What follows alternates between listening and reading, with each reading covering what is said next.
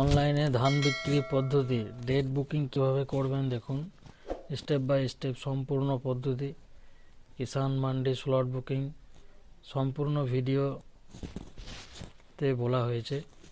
তো আপনাদেরকে প্রথমত ইপ্যাডি গুগলে গিয়ে ইপ্যাডি সার্চ করবেন, তো আপনারা এই ওয়েবসাইটে এসে পড়বেন। তো ফার্মারে গিয়ে আপনারা schedule date to sell your প্যাডিতে ক্লিক করবেন।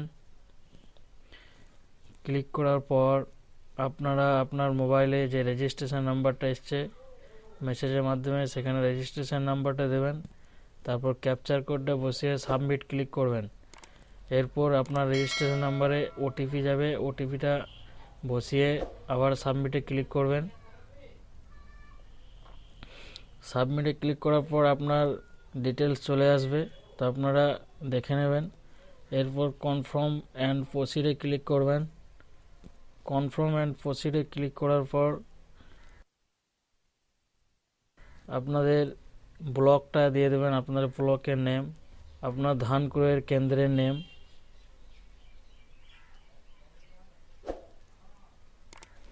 এরপর আপনারা ডেটটা দিয়ে দেবেন কোন ডেটে আপনি ধান বিক্রি করতে চান।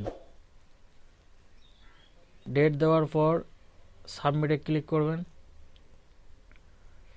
এরপর এই যে দেখতে পাচ্ছেন আপনি শুধুমাত্র যে কোনো একটি তারিখে একটি শিডিউল সিলেক্ট করতে পারবেন, অর্থাৎ আমার যত লাল আছে লালগুলি সব বুকিং আছে, ব্লু থাকলে খালি থাকতো, অর্থাৎ আমার খালি নেই, তো আমি বুকিং করতে পারবো না। তো আপনারা এখানে স্লট বুকিং করে নেবেন। তারপর সাবমিটে ক্লিক করলে এরকম একটা স্লিপ চলে আসবে।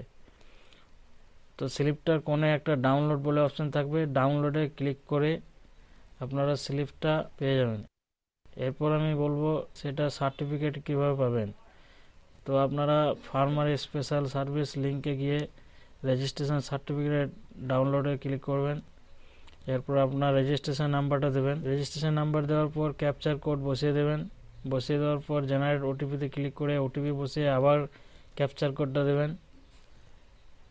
আবার ক্যাপচার কোড দেওয়ার পর ভ্যালিডেট অ্যান্ড জেনারেট সার্টিফিকেটে ক্লিক করবেন। এরপরে যে দেখতে পাচ্ছেন পিডিএফ আকারে চলে এসছে, ডাউনলোড করে নেবেন, ওপেন করে নেবেন। ওপেন করার পর সার্টিফিকেটটা এরকম হবে, কৃষক নিবন্ধীকরণ শংসাপত্র, আপনার এখানে ডিটেলস থাকবে, রেজিস্ট্রেশন নাম্বার, আপনার নাম, ভোটার কার্ডের নাম্বার, আধার কার্ডের নাম্বার, ব্যাংকের ডিটেলস, সমস্ত বিস্তারিত আপনার এই সার্টিফিকেটের মধ্যে পেয়ে যাবেন। তারপর কৃষকের ধান বিক্রয়ের খতিয়ান, এটা প্রিন্ট আউট করে যে সমস্ত ডকুমেন্টগুলো স্ক্যান করে সাবমিট করেছিলেন সেগুলি জেরক্স নিয়ে এবং রিসিভ কপি নিয়ে গিয়ে কিষাণ মান্ডিতে গিয়ে ধান বিক্রি করতে পারবেন।